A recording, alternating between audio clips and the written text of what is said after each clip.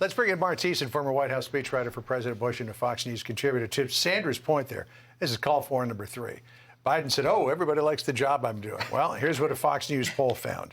National security, he's underwater. Foreign policy, he's underwater. Border security, he's way underwater. But he is most underwater on the flippin' economy, which is what presidencies are won and lost on. No, 100%. He thinks he's doing a great job. And then he said, that he brought back our leadership on the world stage. He inherited a world where America was in retreat. What he inherited were 4 Abraham Accords, the first Middle East peace deals in 25 years. Where's the 5th Abraham Accord? It's not there. He hasn't done it. He inherited, Donald Trump had trade deals with Canada, with Mexico, and with South Korea, the country who he was standing with. Where's the single trade deal that Joe Biden has negotiated here? So Mr. Diplomacy hasn't gotten a single international agreement signed in his presidency so far, but he's the one who's bringing back American international diplomacy. And then he says, finish the job. We have the worst inflation in 40 years, the worst collapse in real wages in 4 decades, the worst border crisis in American history, worst crime wave since the 1990s, worst labor shortage, worker shortage ever in the history of the United States. Finish the job? Most people say finish the job? That would I don't want any more crises. We have anything worse? It's just getting going. Yeah, and this while 2/3 of the country continue to say, and it is growing, that they're living paycheck to paycheck. Exactly. Battling that inflation. All right, I mentioned the moment where he was asked about his age after he just announced his re-election bid, and here was that moment. I noticed the polling data I keep hearing about is that I'm between 42 and 46% favorable rating, et cetera. And but everybody running for re-election in this time has been in the same position. There's nothing new about that. You're making it sound like Biden's really underwater. Number one. Okay. Yeah. Okay. Go ahead, Mark. So just for the record, so if you go to the 538 average of polls for presidents in this point in their presidency, you look at every president going back to Harry Truman. He has the lowest approval rating of any president going back to Harry Truman, except every once in a while Trump pulls ahead of him. But over the last 2 years, he is the most unpopular president in the history of this country going into this re-election. The only reason he has a chance of winning is because Donald Trump is less popular than he is, and because the people who disapprove of both of them disapprove of Trump more. He has a 39% advantage among people who disapprove of both men. So they look at him and they say he's a terrible president, but he's the least worst candidate from their perspective. So President Yoon's visit here was the first visit from a South Korean president in 12 years. Yeah. But President Trump went to Korea twice. I went with him, and I remember the second time he went to the DMZ. Yes. Which of course brings us full circle back around to Trump's negotiations with Kim Jong-un. And there was a heady time in this nation's history when it looked like South Korea might be making some moves toward denuclearization. Now, Kim was cheating all the time, but at least Trump had him on the hook.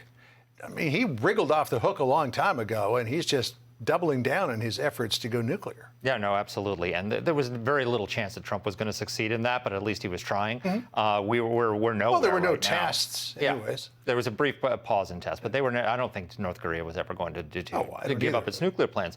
But so, this is why it's so important. What we have to do is we have to deter them from using their nuclear weapons, and also deter them from using their nuclear weapons as cover to carry out an invasion. So what's the most important thing we can do to do that? It's not stationing nuclear submarines. It's succeeding in Ukraine. Because what's happening in Ukraine right now, Russia is using its nuclear arsenal to try and deter us from helping conventionally to stop an invasion of its neighbor. And so if they succeed in that, what does North Korea see? They see, I should get ICBMs that can reach the United States, because then I can invade South Korea, and the U.S. won't even help them conventionally.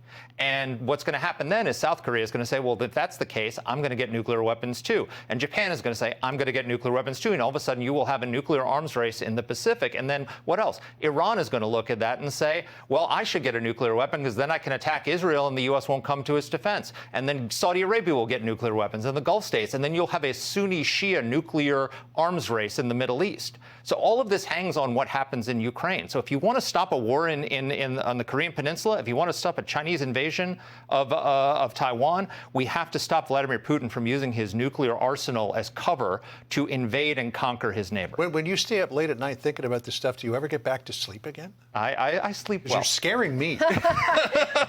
Fair fair point. Mark, just to bring it back to the campaign, a moment ago, President Biden was asked by a reporter, would he be running for president again for another term if former President Donald Trump was not running?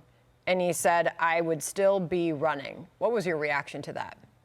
I mean, I think the reason why, the rationale for Democrats of why he is the candidate to go with is because they think he's the best position to beat Trump, because he's done it once in 2020, and then on a proxy battle in the 2022 midterms, he defeated the Trump's handpicked candidates. Joe Biden gave you that litany of the failures. His disapproval rating is at 54%. He turned in the best performance of any president in a first midterm election since John F. Kennedy, except for George W. Bush after 9/11. Why is that? It's not because people approve of Joe Biden.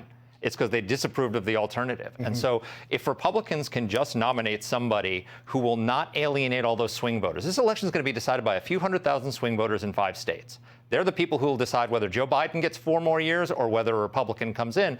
We have to find somebody who can appeal to those people and get the 54% of this country who disapprove of Joe Biden, get them to vote for the Republican candidate. Well, it's probably going to be Trump, isn't it? It may be, but it's not to say. Right at this point in 2016, Jeb Bush was the bygone favorite for the nomination. So lots of things can change. All right. Mark, good to talk to you. Thanks for hanging around. Hey, Sean Hannity here. Hey, click here to subscribe to Fox News YouTube page and catch our hottest interviews and most compelling analysis. You will not get it anywhere else.